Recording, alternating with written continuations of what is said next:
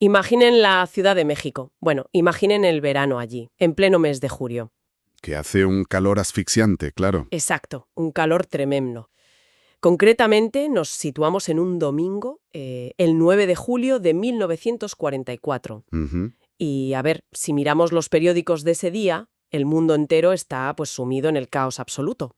En la Segunda Guerra Mundial, nada menos. Eso es. Las grandes potencias están redibujando las fronteras del planeta con sangre, tanques, pólvora. O sea, la humanidad parece estar en uno de sus momentos más oscuros y destructivos. Totalmente. Y, sin embargo, mientras todo ese ruido ensordecedor sacude el globo, en algún rincón de esta bulliciosa capital latinoamericana se está registrando un documento en el más absoluto silencio. Qué contraste, la verdad. Es que es brutal. Es un texto que no tiene ningún interés en gobernar países o, no sé, ganar guerras físicas. Busca algo infinitamente más ambicioso, que es reescribir por completo el cosmos ¡Wow! y la relación directa entre el ser humano y lo divino. Es un contraste brutal, desde luego. Porque, a ver, mientras los líderes mundiales firman tratados con un lenguaje legal y frío, pues el material que tenemos hoy sobre la mesa opera en una frecuencia muy distinta. Sí, en otra liga. Parece desafiar el espacio y el tiempo. Estamos hablando de un fragmento muy específico de un documento que se titula Cátedra del Verbo Divino. Ajá. Y en concreto, en esta exploración, vamos a sumergirnos en la sección que lleva por título Los espíritus nacieron de Dios. Que son los párrafos del 86 al 95, si no me equivoco. Exacto, esos mismos. Y lo que hace que este texto sea tan magnético, al menos para mí, no es solo lo que dice. ¿Ya? Es cómo construye capa por capa una autoridad que se siente absoluta, inamovible y supuestamente purificada de los errores humanos. Vale, vamos a desgranar esto. Porque enfrentarse a estos párrafos es literalmente como abrir una cápsula del tiempo. Ujú. Pero ojo, para la gente que nos escucha, no se van a encontrar monedas antiguas ni fotografías en sepia. Claro, no es ese tipo de cápsula. ¿Qué va? Lo que hay dentro es un vocabulario espiritual completamente único. Es como un sistema de creencias encapsulado en palabras. Y como historiadora me fascina ver las tuercas y engranajes de cómo se construye una afirmación de verdad absoluta. Es pura ingeniería textual. Totalmente. Entonces, el objetivo de nuestra inmersión de hoy es destripar ese lenguaje simbólico. Vamos a pasar por mandatos de acción pura y dura. Sí, que los hay. Y muchos. Luego bendiciones que abarcan la inmensidad del universo, hasta llegar a figuras casi mitológicas. Hablamos de lo que el texto llama la pluma de oro y el misterioso tercer tiempo. Pues a ver, para entender realmente la maquinaria de este texto, creo que no podemos empezar teorizando sobre las nubes. Ya, hay que bajar al terreno. Eso es, tenemos que mirar directamente al barro, a lo que exige de la gente que lo escucha. Porque si algo queda claro desde la primera línea, es que esto no es filosofía de salón para debatir tomando un té. No, para nada. El documento arranca con una llamada a la acción inmediata. Se dirige a un público muy concreto, a aquellos que han invocado a esta presencia, cito textualmente, desde lo profundo de vuestros corazones. Y fíjate a quienes interpela, porque esto es clave. Sí, la cita dice, tomad varones y mujeres. Esa inclusión explícita, madre mía, es un detalle tremendo. Lo es, lo es. O sea, estamos en el México de los años 40. La estructura eclesiástica tradicional que domina el país en esa época es vertical, es jerárquica y, por supuesto, abrumadoramente patriarcal. Sin duda. Y, sin embargo, este texto arranca nivelando el terreno de juego, pone a varones y mujeres en la misma línea de salida. Exacto. Les otorga el mismo peso y la misma responsabilidad para llevar lo que llama la buena nueva y el pan de cada día a los hogares. Lo fascinante aquí es cómo el documento secuestra, en el buen sentido de la palabra, claro, una iconografía que resulta muy familiar. Sí, para cualquiera con un trasfondo judeocristiano, ¿no? Claro, habla de llevar un bálsamo de curación, de llamar a las ovejas perdidas a su redil. O sea, todo esto suena a evangelio clásico. Totalmente, te suena de haberlo escuchado en la iglesia. Pero el giro radical está en las manos que ejecutan la acción. El texto dice, sanad a vuestros enfermos, llevad la regeneración a los descarriados. Ajá. Fíjate que no te dice que busques a un sacerdote para que lo haga. No, ni te manda a peregrinar a un templo lejano. Eso es, delega el poder absoluto del milagro de la sanación y la redención directamente en la gente común. Es fuertísimo. Y el colofón de todo este mandato es una frase que resuena, vamos, como un auténtico grito de guerra. Les dice, Tomad las llaves del servicio. Las llaves del servicio, casi nada. Estamos presenciando la creación de una especie de franquicia espiritual. A ver, perdona, me vas a tener que explicar eso. Comparar un texto sagrado con una profunda carga mística de los años 40 con, yo qué sé, abrir un local de comida rápida me parece como poco un salto mortal. Ya lo sé. ¿Una franquicia? Sé que suena un poco irreverente, pero piénsalo bien. Es exactamente el mismo modelo operativo, pero llevado a la salvación del arma. A ver, convénceme. En una corporación tradicional, todo el poder está centralizado. Si quieres algo, pues tienes que pasar por la burocracia de la sede central, ¿verdad? Claro, el Vaticano, por ejemplo, en la analogía religiosa. Exacto, pero una marca inteligente que quiere expandirse rápido no abre cada tienda por sí misma. Crea un manual de operaciones brutalmente eficaz, desarrolla un producto infalible. Que en este caso sería el bálsamo de curación y la regeneración. Eso es, y le entrega literalmente las llaves del negocio a individuos independientes. O sea, el texto convierte a cada uno de esos varones y mujeres en su propia sucursal autónoma. Vale, ya veo por dónde vas. Les está diciendo, tú tienes la marca, tienes las herramientas, tienes la autorización oficial, ahora ve y opera en tu propia comunidad. Les dice que sanen a sus propios enfermos sin pedirle permiso a nadie por encima de ellos. Pues visto así, oye, tiene todo el sentido del mundo. ¿A que sí? Y de hecho, ese modelo explica la enorme tracción que pueden tener este tipo de movimientos. O sea, estás dotando de un propósito vital gigantesco a personas corrientes. Sí, a gente de a pie. Les das un estatus de autoridad a personas que muy probablemente pues no tenían ningún poder ni influencia en la sociedad civil de 1944. Ninguno en absoluto. Es un empoderamiento radical. Al darles esas llaves del servicio, está democratizando lo sagrado. Las llaves ya no están custodiadas por unos pocos elegidos detrás de puertas cerradas. Se reparten a pie de calle. Exactamente. Pero claro, si tú le das a una persona corriente unas llaves que supuestamente abren las puertas del cielo y le dices que curan enfermedades con solo tocarlas, esa persona, por muy creyente que sea, se va a girar y te va a preguntar algo. ¿El qué? Pues, ¿y tú quién eres para darme semejante poder? Ah, claro. O sea, ¿quién respalda este cheque? Nadie acepta la responsabilidad de una franquicia, volviendo a mi ejemplo, si la empresa matriz no tiene una autoridad colosal. Exactamente. Y el documento es plenamente consciente de que necesita justificar ese nivel de delegación. Ujú. Por eso, inmediatamente después de dar instrucciones para el hogar, pega un salto vertiginoso y cambia la escala por completo. Pasamos de lo puramente doméstico a un decreto de proporciones cósmicas. Una locura de salto. Entramos en lo que podríamos llamar un cierre trinitario. El texto detalla una entrega de fuerza, de amor, de complacencias. Sí. Pero el verdadero clímax de autoridad llega en el párrafo 9, donde, fíjate, enumera los componentes básicos del universo físico. Habla de los aires, los vientos, las aguas, la tierra, el fuego. O sea, prácticamente nombra la tabla periódica de los filósofos antiguos. Está metiendo todo el mundo material en una sola frase. Si conectamos esto con una perspectiva más amplia, vemos el movimiento retórico definitivo. El documento afirma, y cito textualmente, «Todo en este instante, bendigo y perdono en mi nombre, que soy el Padre, el Hijo y el Espíritu Santo». A ver, espera. Dime, Detengámonos aquí un momento porque hay una palabra que me hace tropezar muchísimo. ¿cuál de ellas? Entiendo perfectamente la parte de bendecir. O sea, bendecir el agua, bendecir la tierra, eso encaja con casi cualquier tradición religiosa que busque, pues, santificar el entorno, ¿no? Claro, es bastante común. Pero la frase dice bendigo y perdono. ¿Por qué narices la naturaleza necesita ser perdonada? Es una observación crucial, ¿eh? Es que, a ver, que tengas que perdonar a un ser humano descarriado, pues lo compro. Tiene sentido moral. Sí.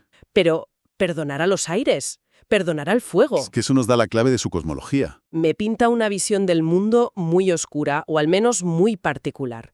Me sugiere que el texto asume que el universo físico en sí mismo no es un escenario neutral. Ujú. Es como si la materia misma, los elementos, estuvieran estropeados, como si estuvieran manchados o de alguna manera hubieran sido cómplices de la miseria humana. Totalmente. Y la única forma de arreglarlo es aplicando una especie de reinicio de fábrica a nivel planetario mediante esa invocación monumental. Oye, pues es una lectura brillante, porque precisamente al perdonar a elementos inanimados, el texto está elevando la voz que habla a la posición del arquitecto supremo. Claro, es que es Dios operando el sistema. Está diciendo, La creación entera se ha desviado, no solo la moralidad humana. Al emitir un perdón universal que abarca hasta el viento que sopla, la fuente del documento se adjudica la autoridad absoluta. Para limpiar la pizarra del cosmos entero. Exacto.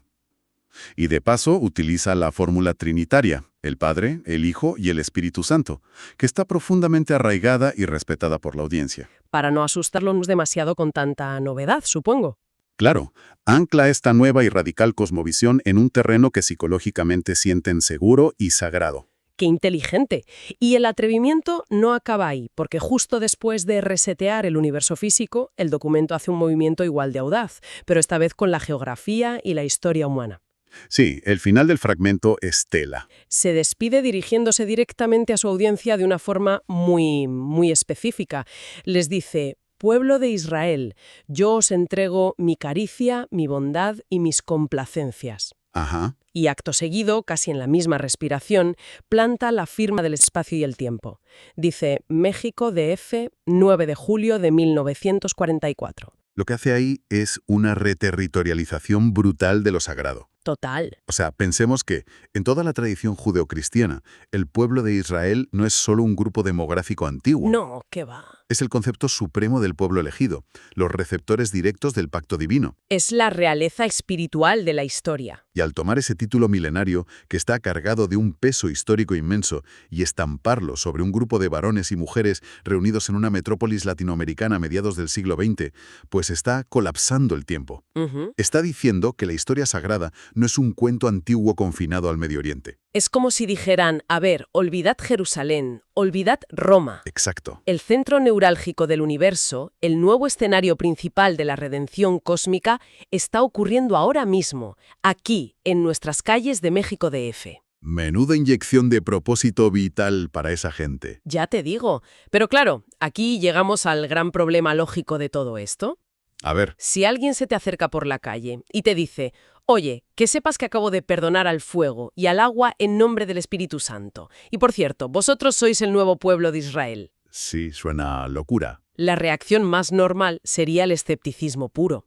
O sea, ¿cómo garantiza el texto que todo este mensaje, que es monumental, es genuino y no el delirio de un individuo cualquiera? Pues esto plantea una pregunta importante sobre la vulnerabilidad de la palabra escrita. Ajá. Históricamente, las escrituras sagradas siempre han tenido un punto débil evidente, que es el factor humano. Claro, alguien tiene que escribirlas. Alguien tiene que escuchar la voz divina, alguien tiene que traducirla a un idioma comprensible, y alguien tiene que escribirla físicamente en un papel. Y todos cometemos errores. Exacto. En cada paso de esa cadena, el mensaje original puede ser alterado, ya sea por simple incompetencia o, peor aún, por malicia. Ya. El documento que estamos analizando hoy es agudamente consciente de este problema. Y para solucionarlo, nos presenta la mecánica de su propia creación a través de una figura a la que llama la pluma de oro. Aquí es donde la cosa se pone realmente interesante. Sí, es mi parte favorita. Porque en los párrafos 10 y 11, el texto hace algo casi, no sé, metanarrativo. Se bendice a sí mismo bendiciendo a quien lo está escribiendo. Es muy ingenioso. Le dice a su propio escriba: pluma de oro, bendigo vuestro espíritu y vuestro corazón, y entrego fuerza y luz a vuestra diestra. O sea, está santificando literalmente la mano física que sostiene el bolígrafo. Y va mucho más allá de una simple bendición para darle ánimos, ¿eh? ¿Ah, sí? Sí, porque le asigna un equipo de seguridad de primer nivel. Menciona explícitamente a un ángel que os custodia y que ha sido el fiel guardián de vuestros trabajos. Madre mía, con guardaespaldas angelical y todo. Tal cual. La exigencia es que la escritura se cumpla con amor, fidelidad y reverencia espiritual. Fíjate que no están presentando al autor como un teólogo brillante que de repente ha tenido una buena idea. No, lo anula como individuo. Están construyendo una fortaleza impenetrable alrededor del escriba. Al introducir esta figura de la pluma de oro y su escolta angelical, el documento transforma al ser humano que escribe en un mero conducto. Un canal limpio. Un canal protegido sobrenaturalmente donde no hay absolutamente ningún espacio para la interpretación personal del escritor. Un canal completamente blindado y encriptado. Eso es. Y lo fascinante es cómo el propio texto justifica por qué necesita semejante nivel de seguridad cibernética espiritual, por seguir con la analogía. Quiero. Lo hace para poder introducir la piedra angular de su teología, que es el tercer tiempo. El famoso tercer tiempo, ¿sí? El documento afirma que todo este esfuerzo, este ángel guardián, esta bendición a la mano derecha, es para garantizar que en los escritos del tercer tiempo jamás falte la fidelidad al verbo en su pureza. Ajá. Y para justificar este blindaje extremo, lanza la madre de todas las acusaciones contra el pasado. Sí, la arquitectura histórica que plantea es despiadada con todo lo que le precede. Totalmente despiadada. Divide la historia espiritual en grandes eras y acusa frontalmente a los hombres del primer y del segundo tiempo. Denuncia, y esto es muy fuerte, que velaron las escrituras antiguas y las amoldaron a sus intereses. Básicamente, está diciendo que toda la historia de las grandes religiones organizadas hasta ese momento, en 1944, ha sido una partida milenaria y corrupta al juego del teléfono escacharrado. Creo que esa analogía merece ser explorada, de verdad, porque captura perfectamente la ansiedad del texto. Pues a ver, todos hemos jugado al teléfono escacharrado de pequeños, ¿no? Sí, claro, el clásico juego de campamento. Pones a 10 niños en fila, el primero susurra al oído el perro azul y el último al final de la fila grita en alto el cerro de tul. Y todos se ríen porque el mensaje se ha perdido. Exacto, el mensaje se destroza de oreja a oreja por simple torpeza humana. Ujú. Pero lo que denuncia este texto es mucho más oscuro que la torpeza de unos niños. Sí, porque implica intencionalidad. No es torpeza, es malicia. Dice que durante milenios los líderes, reyes y sacerdotes de esos tiempos anteriores, pues cogieron el mensaje original y decidieron cambiar a propósito las palabras en la cadena del teléfono. Claro, para manipular. Lo amoldaron a sus intereses, o sea, lo retorcieron para acumular poder, para ganar guerras o para controlar a la población. Al plantear esta premisa, el documento logra dos victorias magistrales simultáneamente, desde un punto de vista puramente argumentativo. A ver, ¿cuáles? Por un lado, resuelve el eterno problema teológico de por qué los textos sagrados antiguos están llenos de contradicciones, de errores históricos o de preceptos que hoy nos parecen injustos. Claro, te dicen que la culpa no es de Dios. Exacto. La culpa no es del emisor divino, la culpa es de la cadena de intermediarios corruptos del primer y segundo tiempo. Qué cómodo, ¿no? Muy conveniente. Y por otro lado, crea la necesidad absoluta de su propia existencia. Promete que este nuevo mensaje, propio del tercer tiempo, es diferente. Porque ellos tienen la pluma de oro. Eso es. Promete que gracias a ese sistema infalible de la pluma de oro, reinará la verdad y espíritu. Es la garantía de que se ha cortado por fin esa cadena de intermediarios, y por fin el creyente tiene una línea directa y limpia con la fuente.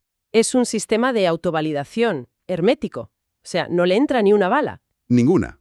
El texto usa el fracaso histórico de la humanidad para preservar la verdad como el argumento principal para exigir obediencia a sus nuevas páginas. Y funciona de manera brillante, si lo analizas fríamente. Ya lo creo. Si lo observamos en su conjunto, la ingeniería teológica de este documento es francamente impecable. Comienza entregando poder real y palpable a la base, a los varones y mujeres, otorgándoles las llaves del servicio. Que eso ya te gana las masas. Claro.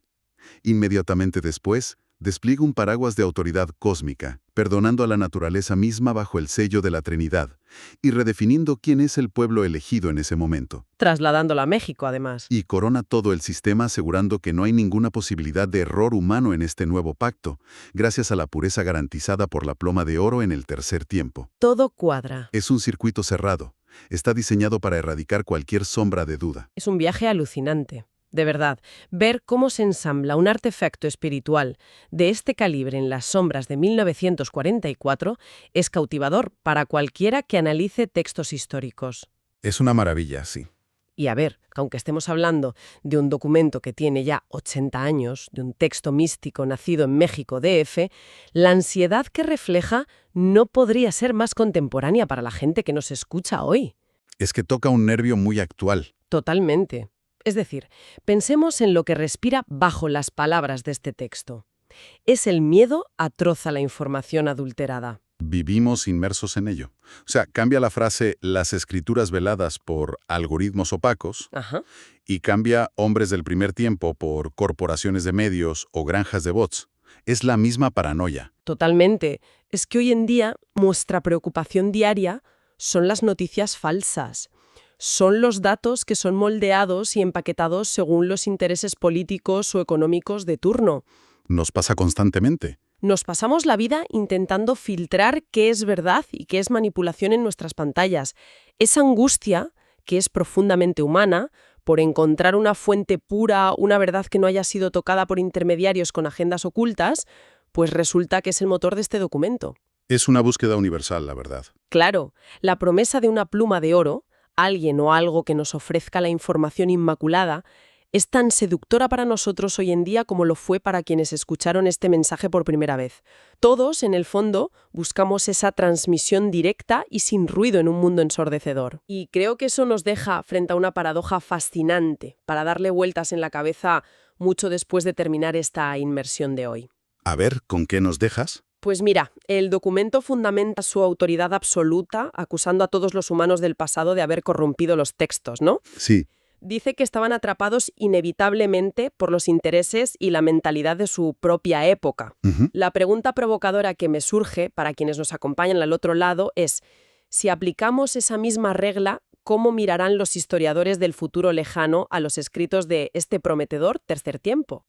Buena pregunta. ¿Existe realmente alguna posibilidad de que un texto, por mucho que asegure estar redactado por una pluma de oro custodiada por ángeles, consiga escapar por completo del polvo, el contexto político y las ansiedades humanas de aquel sofocante domingo de julio del 44 en la Ciudad de México? Qué gran reflexión. Pues ahí dejo eso para que nuestra mente lo siga masticando.